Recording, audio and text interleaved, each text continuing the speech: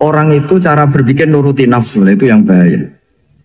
Makanya Quran kritik ara'aita man ittakhadha ilahahu hawa. Orang yang cara berpikir itu nuruti hawa nafsu. Kalau zaman Nabi, zaman sahabat, zaman ulama itu enggak seperti itu. Sehingga cara berpikir itu mudah.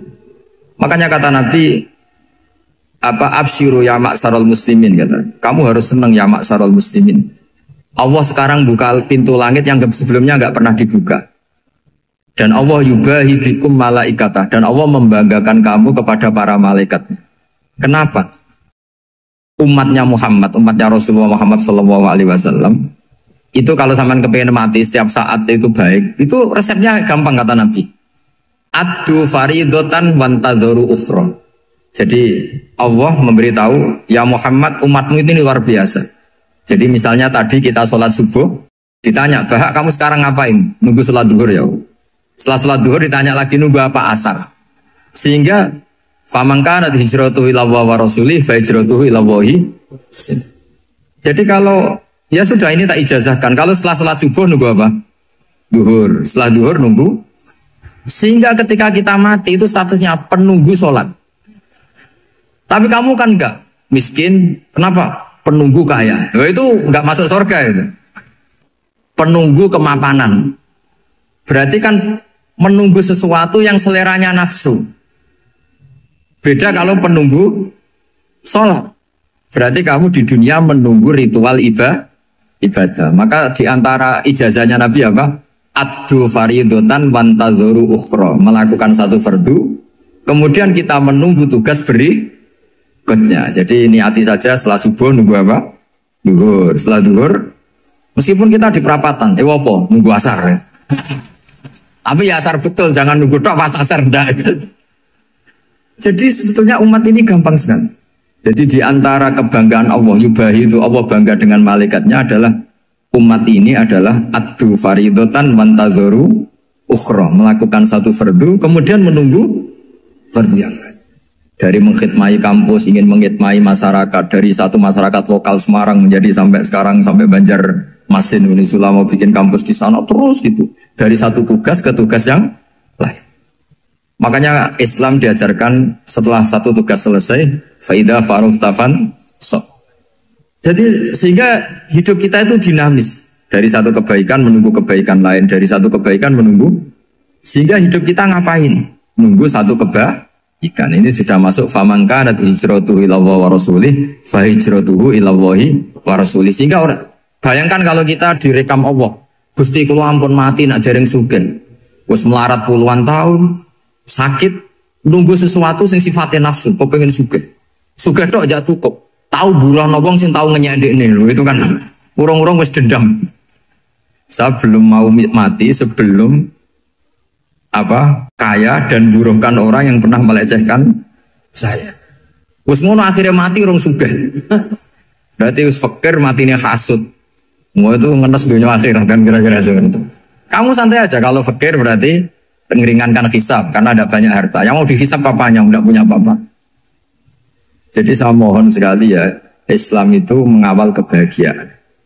Sebab itu sampai bahagia itu menjadi perintah Islam, qul bi fadlillah wa bi rahmatihi fa bidzalika falyafrahu. Karena dengan bahagia bi taat diharapkan orang Islam itu tidak bahagia atau cari kesenangan lewat jalur maksiat. Sehingga ciri utama wali apa? Ala inna awliya Allahi la khaufun alaihim wa lahum yahzanun.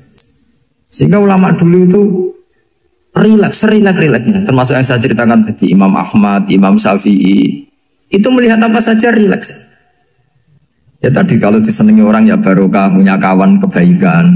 Nak dineng ya barokah dineng di gedingi tonggo rada utang, ngeranjuk tulung gitu. Jadi rileks saja. Masyhur itu Imam Syafi'i ngendikan, waman asa'a ilaika faqad atlaqaka. Orang yang berbuat buruk sama kamu, hakikatnya adalah membebaskan kamu. Atlaqo itu apa? Membebaskan. Enak gak jadi hidup itu? Kalau kamu kan enggak, kok gedeng aku salahku apa? Malah kamu ujub tuh, orang kok gak tahu salahnya. Kamu jadi suami, istrinya ngomel, kurang apa saya sebagai suami? Ya kurang banyak, enggak ganteng, enggak kaya, ada ini. Malah kalau diterangkan malah parah toh. Ya sudah rileks saja. Kalau dia ngomel ya tadi, alhamdulillah dapat pahala tanpa apa? Biaya. Terus ngomel kan butuh energi, paling yang tidak kuat 3 jam. Nanti juga berhenti apa? Terus ambil nilai positifnya. Misalnya ngomel sama suaminya, bagus lah. Kalau ngomel sama tetangga malah kayak apa gitu aja udah. Jadi ulama dulu itu gampang sekali melihat melihat hidup. Rasulullah ya gitu, melihat hidup tuh gampang saja. Ketika tanya, ya Aisyah apa ada sarapan? Tidak ada ya Rasulullah, ya sudah saya tak puasa. Jadi enteng saja. Kadang-kadang beliau ingin puasa, ya puasa sunat, ada sarapan nggak jadi puasa. Rileks. Nabi itu rileks. Kalau ngajari kebaikan juga rileks. Nah sekarang itu banyak orang yang karena mungkin kurang baca, Islam itu kayak menjadi aturan yang bengis, yang repot, yang mengekang. Itu tidak seperti itu. Yuridu wa bikumul yusra wala yuridu bikumul usra. Allah menghendaki agama ini mudah. Sehingga ada sahabat di Imami Mu'ad itu baca Baqarah. Sahabat ini pekerja petani, mufarokoh ditinggal. Ketika Mu'ad lapor, ya Rasulullah ini ada orang munafik, tengah-tengah sholat mufarokoh saya ditinggal. Yang disalahin itu tidak yang tinggal tapi Mu'ad. Afattanun anta ya Mu'ad, kami itu tukang fitnah. Masa ngimami petani pakai surat Baqarah? Jadi yang disalahkan ini imamnya. Kalau kamu jadi imam, sholatnya ya yang cepat. Makanya terus banyak orang kecepatan kan mata. Jadi Nabi itu enteng sekali. Jadi apa ya? Nabi itu beda dengan yang kita bayangkan beda. Nabi pernah ngaji di masjid, kemudian ada tetangga lewat pakai cangkul ke kebun. Semua sahabat gerutu. Ini orang tidak benar. Ada Nabi ngaji ditinggal saja ke kebun, tidak ikut ngaji. Jawabannya Nabi tidak. Itu bagus itu ikut sunnah saya. Kenapa ya Rasulullah? Dia kerjanya nyari halal. Dan untuk menghidupi keluarganya itu juga ajaran saya. Sehingga yang ngaji ya ajarannya Nabi, yang nggak ngaji karena kerja mencukupi keluarga juga ajarannya Nabi. Segampang. Oh, kalau kayaknya kamu kan, wes gak roh akhlak kan gitu. Nabi rileks saja Nabi. Sampai bisa lihat itu di Ihya di bab Fadhailul Kasbi. Makanya ini penting sekali supaya orang itu berpikir Islam atau mendakwahkan Islam itu berdasar sanad ya yang muttasil yang pernah dilakukan Rasulullah SAW. Sesuatu yang dilarang Allah itu pasti madhar. Maka untuk melarang seseorang bergantung sama narkoba misalnya atau hal-hal yang bahaya pada fisik, itu satu tentu bagi ahlullah, tentu karena takut Allah. Tapi banyak masyarakat yang memang benar-benar bisa meninggalkan narkoba karena efek buruknya ganja. Bahwa itu mengakibatkan sakau, mengakibatkan tidak sadarkan diri, mengakibatkan kebangkrutan ekonomi macam-macam. Sehingga mereka benar-benar benci sama yang namanya narkoba. Jadi di antara manhajul Quran itu kalau mentakbih, memburuk-burukkan maksiat itu mesti dikritik innahu kana fahisyah. Innahu kana fahisyata wa makta wa sa'a sabila. Innahu kana fahisyata wa sa'a sabila. Diulang beberapa kali. Sehingga dibutuhkan kecakapan untuk menganggap satu hal yang buruk itu fahisyah, sesuatu yang enggak rasional, sesuatu yang tidak positif, sesuatu yang pasti berdampak negatif. Sehingga kalau misalnya tadi dibacakan oleh Qori, kuntum khaira ummatin ukhrijat linnasi ta'muruna bil ma'ruf wa tanhauna 'anil munkar. Untuk berhenti dari kemungkaran itu satu takbihun litilkal munkar atau litilkal munkarat, bahwa munkarat itu kita cap, kita stigmasi bahwa itu buruk sekali.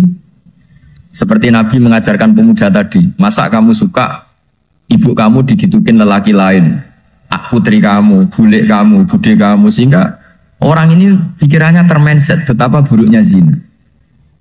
Sama seperti kita sukses memindset betapa buruknya narkoba, betapa buruknya bahan-bahan terlarang. Begitu juga seterusnya, terus pengkhianat dan sebagainya. Tapi problem manusia adalah dia itu akan mencari kebahagiaan atau kesenangan sesaat. Maka caranya gimana? Keinginan senang lewat maksiat ini dilawan dengan nyaman dengan taat. Saya ulang lagi, nyaman dengan taat. Sehingga ulama dulu punya kalimatul munajat, artinya kalimat hubungan pribadi sama Allah yang menjadikan orang itu nyaman. Dan ini yang diajarkan kitab-kitab tasawuf. Kitab tasawuf itu sukses mengajarkan melihat alam raya ini semuanya nyaman, termasuk yang mengecewakan. Itu dianggap nyaman. Saya berkali-kali mengajarkan ilmu ini karena ini musalsal ila Rasulillah SAW. Itu pernah suatu saat Imam Ahmad itu dipanggil sama tetangganya, anak muda. Tentu Imam Ahmad ini orang yang sangat soleh, sangat waroi, sangat tunduk sama perintahnya Allah dan Rasul. Pemuda tadi manggil, ya Ahmad, datang ke rumah saya. Imam Ahmad datang. Setelah sampai ke pemuda tadi, sudah pulang lagi, saya tidak butuh kamu. Pulang lagi. Setelah sampai rumah dipanggil lagi, ya Ahmad, datang lagi. Datang lagi. Oh, saya tidak jadi butuh, pulang lagi. Sampai 3 kali. Dan itu perangai ekspresi Imam Ahmad itu atau ulama lain yang sesoleh beliau itu nyaman, indah. Beliau tetap senyum-senyum, nyaman. Beliau tidak tersinggung, tidak terprovokasi, ya pokoknya tidak tersinggung, kelihatan nyaman. Lama-lama pemuda ini terus tanya, ya Ahmad, kamu saya perlakukan seperti ini kok tidak tersinggung? Kamu senyum-senyum saja, happy-happy saja. Jawabnya Imam Ahmad itu unik. Wahai pemuda, saya kamu panggil itu senang sekali. Karena kata Nabi, kalau kamu iman dengan Allah dan Rasul, maka hormatilah tetangga. Jadi saya senang. Karena nuruti perintah Allah untuk menghormati tetangga. Jadi tidak ada urusannya dengan kamu. Kagetnya kayak apa? Jadi dipanggil tetangga ya senang karena melakukan perintahnya Allah dan Rasul, yaitu ikramul jar, fal yukrim jarum. Disuruh pulang, kamu ingin saya pulang, ya saya pulang. Disuruh datang, ya saya datang. Jadi saya tidak tersinggung, saya tidak ada urusan dengan kamu. Urusan saya dengan Allah Subhanahu wa Ta'ala. Itu kalau bapak-bapak istrinya ngomel terus sabar itu ya bagus. Saya tidak punya urusan. Kalau kamu terprovokasi oleh istri, berarti kamu didikte oleh makhluk. Masa seorang rektor didikte makhluk? Kan tidak keren. Apalagi seorang Habib didikte makhluk, kan nggak keren. Yang bisa mendikte kita hanya Allah Subhanahu wa Ta'ala. Dan Allah mendikte kita, mengajarkan dia wa ashiruhunna bil ma'ruf fa in karihtuhunna fa asa an takrahu shay'an wa yaj'alallahu fi khairan katsira. Jadi cara melihat istri kita bawel gitu atau cerewet, alhamdulillah ini ada pahala tanpa modal, cukup sabar. Kalau istri kamu sedang mesra, malah mintanya ke mall, malah biayanya tinggi. Murah mana dapat pahala dimarahin sama saat mesra minta ke mall? Milih yang pertama kan? Nah ya itu tidak usah modal. Ya gitu aja. Jadi kalau istri sedang marah, bawel, anggap saja ini rezeki. Dapat pahala tanpa apa? Biaya. Nah kalau pas rukun malah nantang ke mall, biayanya malah tinggi. Jadi ulama dulu itu melihat dunia itu happy. Pernah Imam Syafi'i dikasih tahu, orang yang tadi nyium tangan kamu ya, itu di rumah menghujat Anda. Jadi dia sopan hanya di depan Anda, kalau di luar menghujat Anda. Jawabnya Imam Syafi'i lucu. Ya baguslah. Yang cerita ini kaget. Kenapa bagus ya Aba Abdillah? Kalau manggil Imam Syafi'i ya Aba Abdillah. Ya berarti saya masih wibawa, di depan saya tidak berani katanya. Jadi dipandang enteng saja. Jadi kalau kamu di depan kamu istri kamu tidak berani belanja, tidak ada kamu belanja banyak, anggap saja Anda wibawa. Jadi enteng saja. Pernah Imam Syafi'i dikasih tahu, separuh dari kampung Anda itu gak suka kamu. Ya bagus lah. Kenapa? Oh nak rukun malah bakal utang katanya gitu. Kira-kira yang utang itu yang rukun apa yang neng-nengan? Yang rukun. Jadi enteng saja. Masyhur itu makalah Imam Syafi'i. Waman asa'a ilaika faqat atlaqaka. Orang yang berbuat buruk sama kamu berarti membebaskan kamu.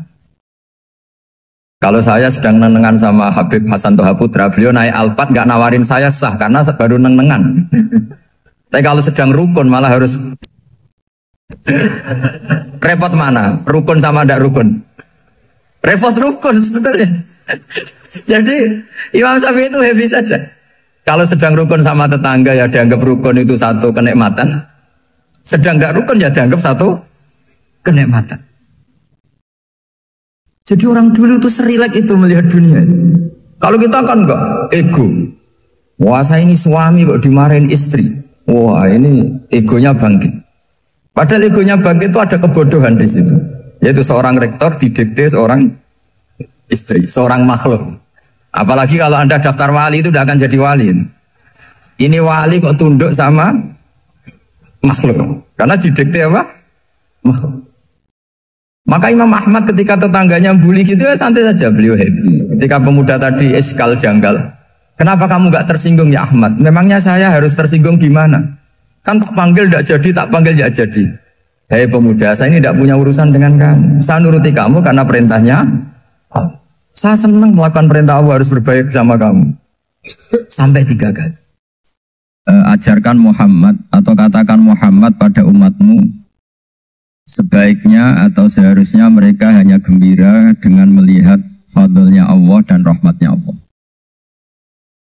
Ini harus kita pahami mulai dari konstruksi yang paling pokok, yaitu akidah. 2 ahwal. Ahwal itu 1 perilaku sosial. 3 mutamimat, sesuatu yang tidak pokok, tapi kita butuhkan dalam mengawal hidup ini. Saya beri contoh, itu sampai maksiat, itu karena cari kesenangan. Misalnya baru penat itu, ingin seneng, ada orang yang macam-macam lah, ingin melihat maksiat, apa itu pornografi, apa nyabu, apa macam-macam. Itu sebetulnya agama punya konsep yang luar biasa, yaitu seharusnya seseorang itu gembira dengan ketaatan. Lalu pertanyaannya caranya gembira gimana? Gembira itu mudah. Jadi misalnya kamu sujud sama Allah Subhanahu wa taala. Terus cara berpikir begini. Ini sekaligus ijazah. Cara berpikir begini. Ya Allah, ini kata Sayyidina Ali, kafani izzan an akuna laka abdan wa kafani fakhron an takuna li rabban. Ya Allah, betapa sialnya saya andaikan saya jadi budak dari makhluk yang sama. Misalnya sampean itu seorang kiai atau rektor atau doktor atau orang terpelajar, kemudian kamu jadi budak atau hamba dari makhluk yang setara. Betapa hinanya saya. Maka kata Sayyidina Ali, ya Allah saya ini cukup bahagia, cukup bangga karena jadi budak, jadi hamba dari zat yang super atau yang maha super. Jadi kok Allah Subhanahu wa ta'ala. Sehingga ada kebahagiaan yang luar biasa karena menjadi hambanya Allah Subhanahu wa ta'ala. Setelah bangga dengan jadi hambanya Allah, maka kita akan malu. Malu misalnya kok saya bahagia itu nunggu melihat pornografi, melihat maksiat. Itu terus menjadi malu. Kenapa saya bisa didikte oleh hal-hal seremeh itu? Ya, kita malu karena didikte oleh hal-hal yang seremeh itu. Karena kita didikte oleh nafsu. Jadi izzatun nafsi, satu harga diri seseorang itu harus dihidupkan untuk hanya tunduk kepada Allah Subhanahu wa ta'ala. Sehingga Nabi itu melatih satu logika tarkul ma'asi. Nabi itu dulu ketika ada seorang pemuda yang ya karena mungkin pemuda ya, dia itu mau masuk Islam, tapi uniknya kata pemuda tadi, saya masuk Islam tapi asal dibolehkan bebas zina. Jadi ini agak sableng gitu. Jadi mau masuk Islam syaratnya dibolehkan apa? Zina atau free sex gitu. Karena orangnya agak hiper. Itu Nabi tidak langsung mengancam dengan neraka enggak. Ketika mau pamit gitu semua sahabat melarang. Mah itu jangan, kamu jangan suan Nabi, itu permintaan yang nggak masuk akal. Setelah lama ditahan, terjadi kegaduhan di masjid, Nabi dengar, itu ada apa itu? Itu ada pemuda yang mau masuk Islam tapi yasta'dzinuhu fi zina, tapi mereka minta izin Nabi untuk tetap boleh zina. Kata Nabi, pemuda itu suruh masuk, suruh menghadap saya. Ketika menghadap Nabi, saya ulang lagi, ketika menghadap Nabi, Nabi mengajarinya itu luar biasa. Nabi tidak langsung mengancam dengan neraka atau dengan azab tunda. Tapi kata Nabi, atau hibbuhu li ummik. Kamu suka kalau ibu kamu itu jadi demenannya orang banyak. Pondok ya Nabi, yang demen ibu saya tak bacok kan. Karena ini agak preman, di mana-mana orang nakal agak preman. Terus atau hibbuhu li bintik. Kamu suka kalau putri kamu ya digitukan orang-orang. Oh ya enggak Nabi, yang gitukan putri saya tak bacok. Atau hibbuhu li kholatik. Kamu suka kalau bule kamu digitukan. Atau hibbuhu li ammatik. Kamu suka kalau saudara bapak kamu digitukan. Nabi itu mengeset ya. Cara sekarang itu otak mungkin. Nabi itu meluruskan otaknya anak muda itu. Betapa buruknya zina. Cara bahasa Arab ditakbih. Betapa buruknya zina. Kamu suka kalau korbannya ibu kamu, putri kamu, bude kamu, bule kamu. Sehingga orang itu matur ya hasbuka ya Rasulullah, ini sudah cukup. Saya tidak pernah melihat sesuatu seburuk zina. Jadi fa'alqallahu fi qalbihi bughda zina. Kemudian Allah meletakkan di hatinya, menanamkan benci zina. Sehingga akhirnya pemuda tadi menjadi iffah, menjadi menghindari zina. Artinya begini ya, ini mungkin yang lolos dari para kita sebagai dai, kita tidak belajar banyak tarbiyahnya Rasulullah Shallallahu Alaihi Wasallam. Jadi kalau kita benci maksiat, itu jangan hanya ditahdzir, ditakutkan neraka, itu enggak. Jangan hanya itu.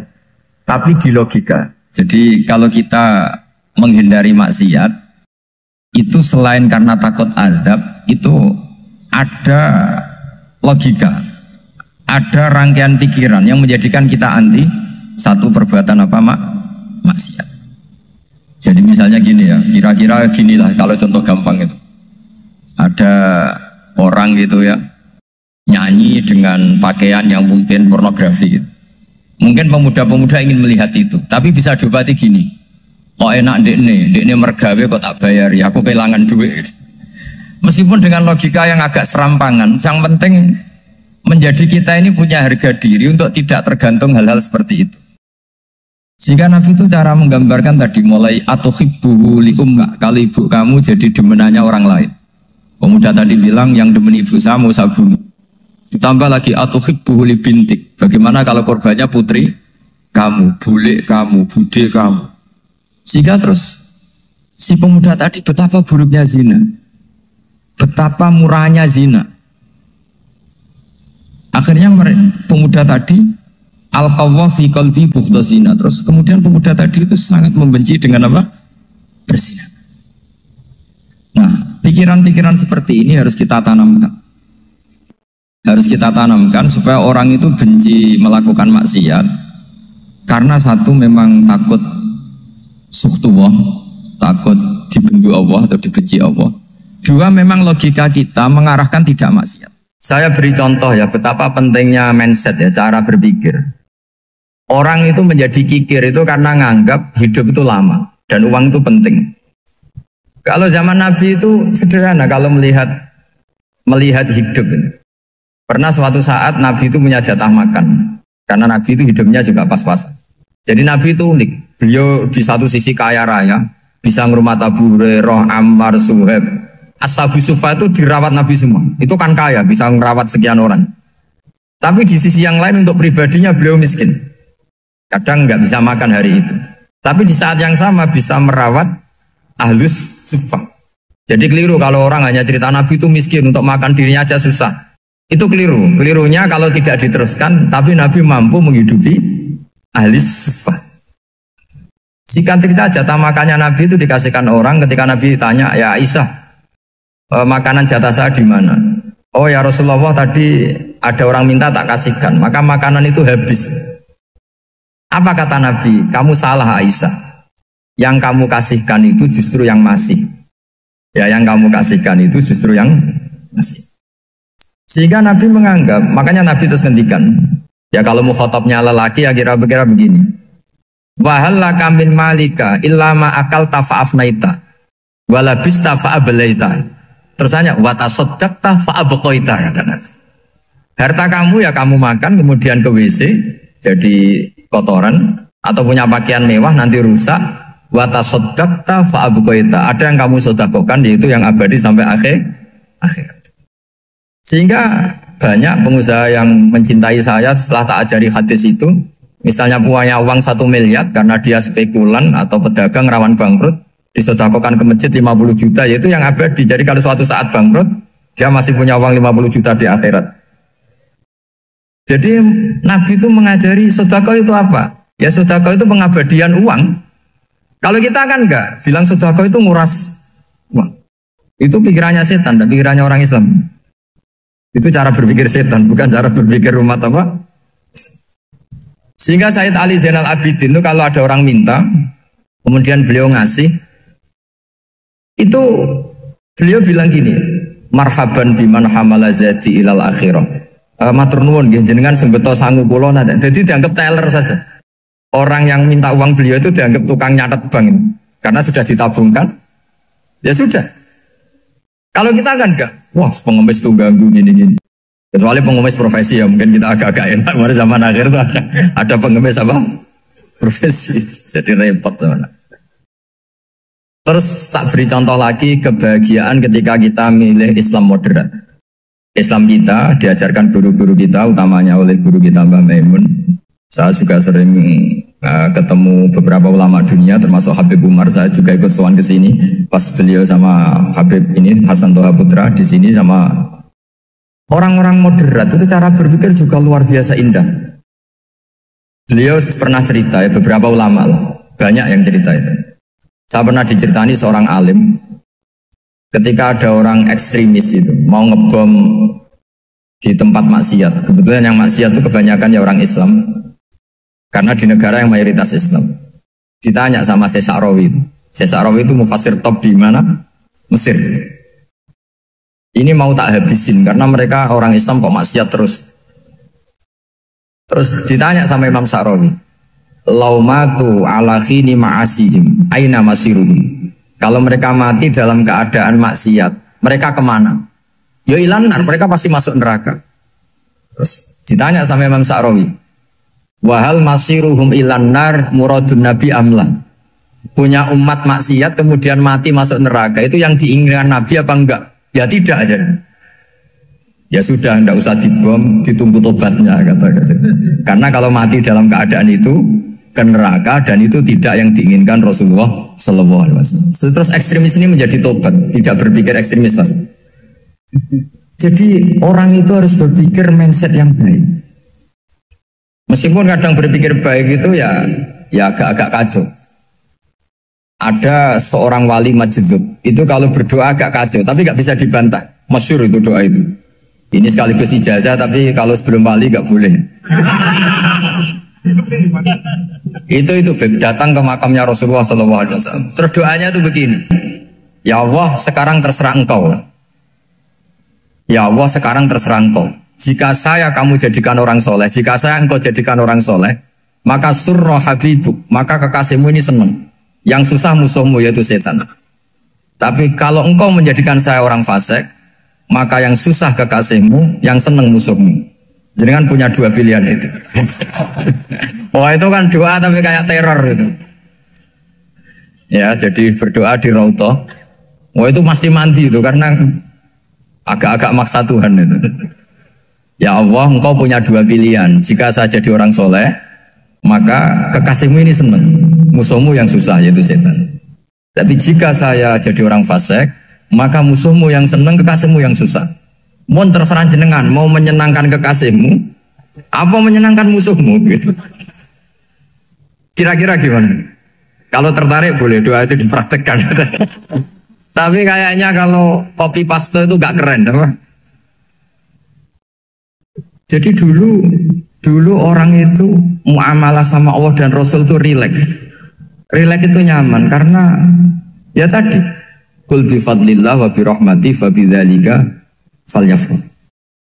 Sehingga Imam Izzuddin bin Abdissalam itu ngendikan innal ladzina yarmunal muhsanatil ghafilat.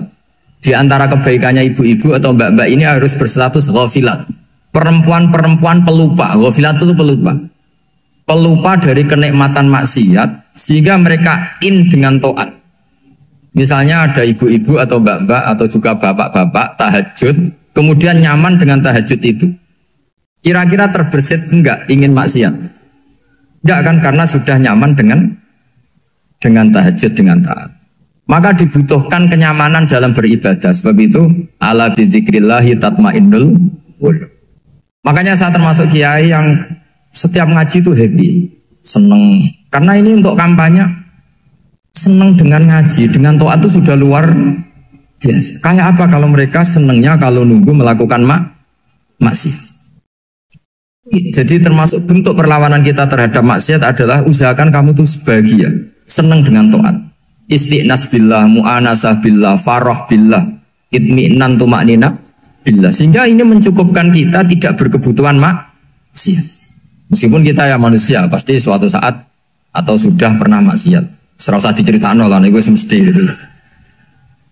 Lah orang-orang dulu itu orang yang sukses mengelola bahagia ma'allah wa billah walillah.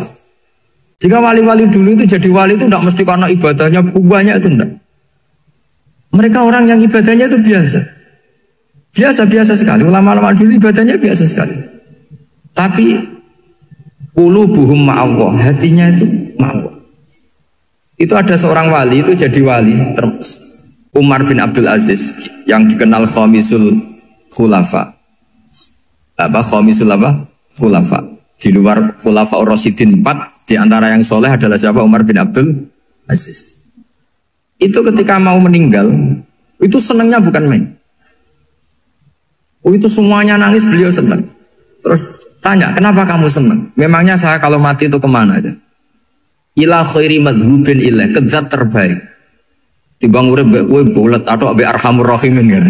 Yaitu Allah Subhanahu. Jalaluddin Ar-Rumi ketika mau meninggal itu muridnya nangis semua, beliau marah. Kamu harusnya pesta karena saya mau ketemu kekasih saya, malah kamu tangisi, goblok sekali kamu katanya. Jadi orang-orang dulu itu luar biasa. Karena tadi mereka tidak ingin ketemu Allah itu dianggap problem. Harus sesuatu yang membahagiakan. Makanya wali-wali itu kalau berdoa begini, wa khairu ayyami yauman alqa fih, dan jadikan hari terbaikku adalah hari ketika saya ketemu engkau ya. Pernah dengar doa itu? Wa khairu ayyami yauman alqa fih, dan hari terbaikku adalah hari saat ketemu engkau. Ya kan enggak, sampai mati ku wedi. Saya tidak tahu wedi dosa apa wedi Israel apa wedi malaikat siapa? Mungkar nakir. Sebenarnya tidak perlu seperti itu. Karena cara pandang Nabi itu ini bisa dipraktekkan. Kalau kamu orang baik, mati artinya apa? Ya baik. Karena husnul mati. Kalau kamu orang yang buruk, itu kata Nabi, anggap saja mati itu akhir dari keburukan kamu. Nah, aku urip terus, malah maksiat terus. Maka Nabi itu kalau ngajari kita berdoa gini, Allah maj'alil hayata ziyadatan li fi kulli khairin wal mauta rohatan li min kulli syarri. Ya Allah, kalau saya hidup, ya anggap saja ziyadah fi kulli khairin, berpotensi nambah kebaikan. Kalau saya mati, anggap saja ini akhir dari segala keburukan. Maka saya berkali-kali, banyak tradisi ulama-ulama NU, ulama-ulama pesantren, ya ada hanya NU, pokoknya ulama-ulama alim, itu kalau ada orang mati, orang nakal gitu mati, ini saya gitu. Itu hadirin mesti gak terima. Ngapain nanti orang wakal. Tapi dipaksa sama kiainya, saya gitu. Lama-lama dipaksa. Saya gitu. Padahal yang hatinya kiai, wis ra iso maksiat meneh, wis saya gitu. Karena dengan mati berarti saya sudah tidak bisa maksiat lagi. Jadi Nabi melihat hidup dan mati itu segampang itu.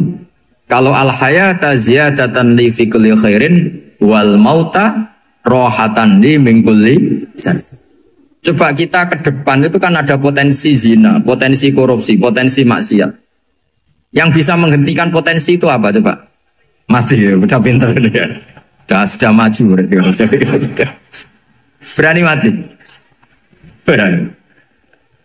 Tapi jangan di sini ngel-ngelo panitia. Artinya yang selama ini kita risau dengan kematian, dengan apa? Nabi ngajari kita tadi. Allah maj'alil hayata ziyadatan li fi kulli khairin wal mauta rohatan li min kulli syarr. Ya Allah, jadikan hidup ini sebagai bekal menambah kebaikan, dan suatu saat kalau saya mati, semoga itu akhir dari segala keburukan. Jadi artinya Nabi itu ngajari kita itu positif terus. Sama seperti ulamanya tadi. Nak lagi rukun mbek tonggo ya sanggep ae kanca keapian. Nak nenengan ben ra utang ngoten. Dadi pokoknya penak terus itu. Nak bojo lagi ngamuk alhamdulillah gak ngajak blonjo. Nak pas rukun ya alhamdulillah kok lagi rukun. Jadi gampang semua. Makanya ada seorang alim itu ngendikan begini, ada yang tanya. Saya tuh dulu ketika kaya, teman saya sering main ke saya. Setelah saya miskin gak ada teman-teman yang ke saya. Dikira si Habib ini kebetulan orangnya Habib itu mendukung keluhan dia. Ternyata enggak. Si orang alim itu bilang gini, malah bagus tuh gitu. Kowe wis melarat buruhe wong. Ya sudah kamu miskin buruhnya orang lain. Misalnya tukang manol di pasar atau tukang becak. Kemudian teman-teman kamu datang, malah kamu malu tuh jadi tontonan. Bagus kalau mereka lupa pas kamu miskin gak ada yang lihat katanya. Jadi apa ya, dianggap enteng saja gitu. Akhirnya orang ini gak jadi ngeluh. Selama ini kan kita ngeluh ya, ketika miskin teman-teman gak datang. Coba kalau mereka datang pas kamu buruh bikin botol di orang lain. Mantan bos buruh, malu gak? Milih datang kepada? Nggak lah, sudah bener itu. Jadi ulama dulu itu makanya sering baca biar tahu solusi hidup. Jadi ulama dulu tuh gampang sekali melihat kehidupan itu.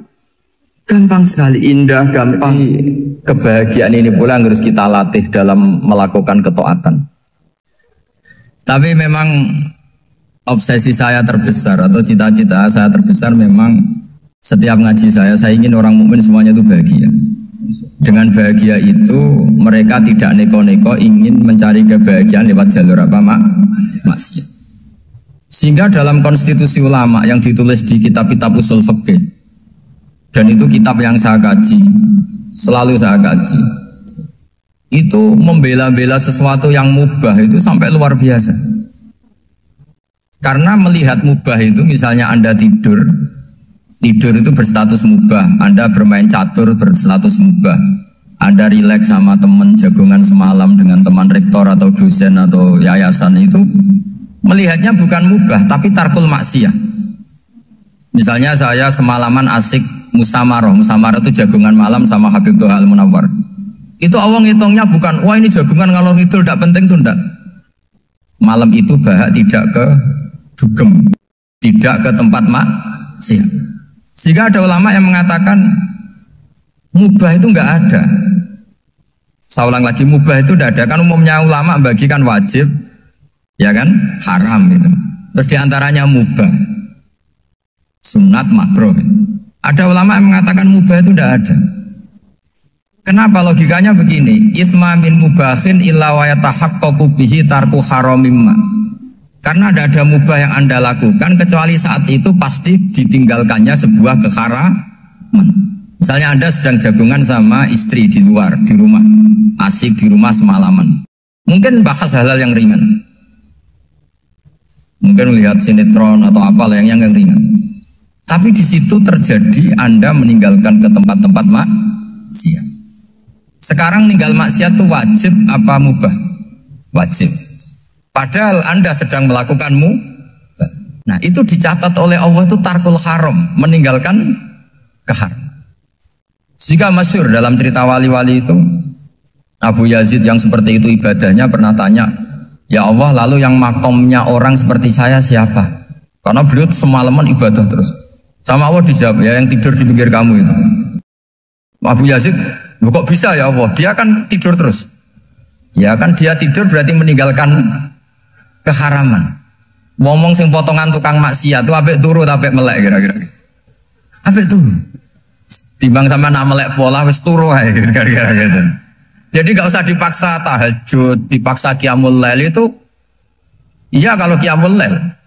Kalau dapat informasi, kesini ikut saya terus katut kan repot. Jadi perlawanan terhadap maksiat itu sebetulnya gampang dalam Islam karena tadi nggak ada sesuatu yang mubah kecuali saat dilakukan berakibat meninggalkan keharaman. Mudah sekali. Jika banyak orang jadi wali itu karena melakukan mubah. Itu ada orang jadi wali itu karena sering makan. Ya makan biasa itu. Karena ketika makan, ya Allah, betapa doifnya saya. Katanya saya presiden, katanya saya rektor, saya kiai. Ternyata kalau nggak makan tuh lemes. Apa hebatnya makhluk yang bergantung makhluk yang lain, yaitu makanan. Nah karena seperti itu terus dia al-laja ilallah, terus dia sungkeman ning Allah. Betapa lemahnya saya. Sebab itu ketika Quran mengkritik dan dengan tanda kutip kemungkinan Tuhannya Isa bin Maryam, itu ngeritiknya sederhana Quran itu.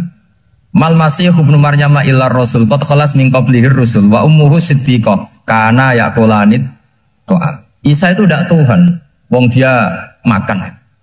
Kamu kebayang nggak misalnya punya Tuhan, wah tadi Tuhan mampir ke rumah saya, dia lemes. Setelah tak kasih makan sehat lagi gitu. Itu kan nggak kebayang. Tapi Tuhan marung di rumah saya, lemes tak gratisin, kayaknya tidak punya uang gitu. Setelah makan wah gairah lagi.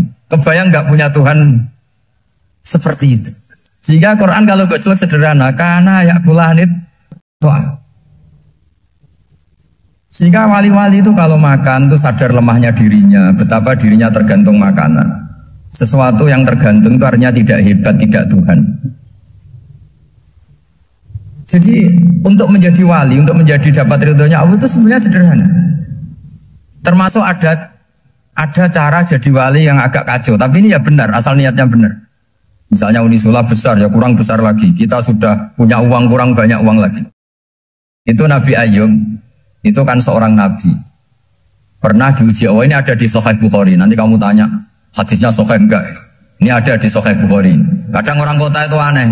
Enggak ahli hadis tapi tanya, Sahih enggak? Padahal anda kan dibodohi Sahih, ya ngandel saja. Jadi kadang ya aneh. Oh enggak tahu kok tanya. Itu Nabi Ayub itu sudah kaya, pas itu sudah kaya. Bukan cerita yang masih miskin, memang sudah kaya. Beliau di kamar dihinggapin satu belalang dari emas. Setelah belalang itu dikejar, ternyata yang jenis itu banyak, semuanya dari emas. Ngambil sana sini, ini yang kesak ini dipenuhin, saku ini dipenuhin, sampai banyak. Sama Allah digojlok. Kamu itu nabi saya. Kenapa kamu mengumpulkan harta sebanyak itu? Kamu itu nabi saya kok rakus? Jawabannya, ya Allah, siapa yang bisa kenyang dari rahmatmu? Ya, jadi kalau kamu punya uang 1 miliar, kok ingin 1 miliar 100, ingin 1 miliar 200, itu cara ngitung bukan uang. Ya Allah, siapa yang bisa kenyang dari rahmatmu? Karena rahmat Allah tidak terbatas, sudah Gusti tenang saja. Meskipun saya gini, rahmat Anda tidak akan habis. Sehingga waroi ada ilmunya, tomak juga ada ilmunya. Termasuk ragus itu juga ada ilmunya. Misalnya begini, ini contoh rakus yang ada ilmunya begini. Ini saya beri contoh. Mungkin yang boleh niru orang-orang soleh, kalau nggak soleh jangan. Imam Syafi'i, ini cerita nyata. Imam Syafi'i itu dulu ketika ngaji masih muda itu nggak suka sama guru yang kaya. Kebetulan dia punya guru miskin terus. Namanya Sufyan As-Tsauri, itu miskinnya Masya Allah. Sufyan bin Uyainah juga miskin. Jadi dia miskin, punya guru miskin terus. Sehingga idolanya ya sama guru-guru yang miskin. Suatu saat guru-guru ini menyarankan dia ngaji Imam Malik. Imam Malik itu kaya raya. Itu babutnya Imam Malik kalau diinjek itu mata kakinya tidak kelihatan saking halusnya. Kalah Indonesia kalah. Itu Imam Malik tuh gaya. Kalau ngaji di kursi tinggi terus pakai bukur itu, pakai jubah Arab yang mahal. Pokoknya mewah kali Imam Malik. Terus dia mulai ini kiai kok kaya. Kemudian setelah beliau alim tanya, saya harus ngaji siapa setelah ilmu jenengan habis kira-kira gitu. Kata Imam Malik, sudah kamu tidak usah perlu ngaji saya, kamu sudah alim alama. Terus Imam Malik datang ke Baki. Zaman itu Baki itu semacam kayak rentalan ya, semacam Grab lah kalau dulu. Mana kafilah yang mau ke Irak? Ya sudah terus. Oh kita mau ke Irak. Ini antar ke Muhammad bin Hasan As-Syaibani. Itu dibiayai sama Imam Malik. Grabnya ya dibayarin, itu kafilahnya itu ya dibayarin. Imam Syafi'i disangoni surrotan min dhahabin. Jadi satu kepes uang dikasihkan. Itu pernah tak hitung semurah-murahnya itu sekitar 60 juta. Imam Syafi'i mulai mikir, kiai yang saya kritik lomo, sing kiai miskin tak puji, gak pernah ngamal kan, tentu orang miskin. Setelah datang ke Muhammad bin Hasan As-Syaibani, beliau itu pakar usul fikih, muridnya Abu Hanifah. Beliau al-usuli, pakar usul fikih. Itu Muhammad bin Hasan As-Syaibani itu kalau ngitung emas, itu di ruang tamu. Uangnya miliaran, emasnya banyak. Dari kota ini dipindah ke kota ini. Mas, kalau ngitung di ruang tamu. Bukan di kamar, di ruang tamu. Imam Syafi'i tambah kaget. Imam Malik kayak gitu sudah soal malah ini kaya raya. Setelah Imam Syafi'i kelihatan kaget, digojlok sama Muhammad bin Hasan Asyibani karena beliau senior. Atajabu min hadza, kamu aneh melihat ini? Iya. Kenapa? Ulama kok kaya raya. Terus kata Muhammad bin Hasan, ya sudah, uang ini tak kasihkan orang-orang fasik, binti gue demenan, gue nyabu, gue macam-macam. Oh jangan, nanti dipakai maksiat. Pun jenengan mau nasi juga. Semenjak itu Imam Syafi'i rubah mindset. Jadi kalau kampus ini ingin akreditasi A, ingin mulia, ingin apa, kamu ridho kalau yang punya prestasi seperti itu adalah orang-orang fasik. Ridho enggak? Enggak kan? Maka didoakan ini. Nah itu namanya berpikir secara usuli. Kamu jangan hanya nuruti karena berpikir waroi terus kamu benci kekayaan. Tidak bisa seperti itu. Karena pangkat dan kekayaan ketika dikelola secara kesolehan maka akan menjadi energi positif yang luar biasa. Semenjak itu Muhammad bin Hasan Asyibani berhasil mendidik Imam Syafi'i. Sampai akhirnya keterusan Imam Syafi'i berpendapat kalau orang Islam bisa bikin rumah tingkat kok punya rumah reot itu haram. Akhirnya keterusan. Kalau bisa jadi bupati kok jadi ketua RT juga haram. Karena al-Islam ya'lu wala yu'la alaih. Islam itu luhur bukan bisa diluhurin. Sehingga rata-rata orang Syafi'iyah termasuk kiai-kiai Indonesia itu rata-rata ya agak-agak politikus. Ya agak-agak kedonyan, mungkin sebagian kedonyan tenan gitu. Karena gak ridho gitu loh. Kalau kesempatan itu dikuasai orang fasik kemudian menjadi kekuatan maksi. Coba kalau bupati itu orang yang fasik. Kemudian programnya supaya rakyat seneng semalaman dangdutan yang purno misalnya. Supaya rakyat seneng dibolehkan dugem, dibolehkan judi.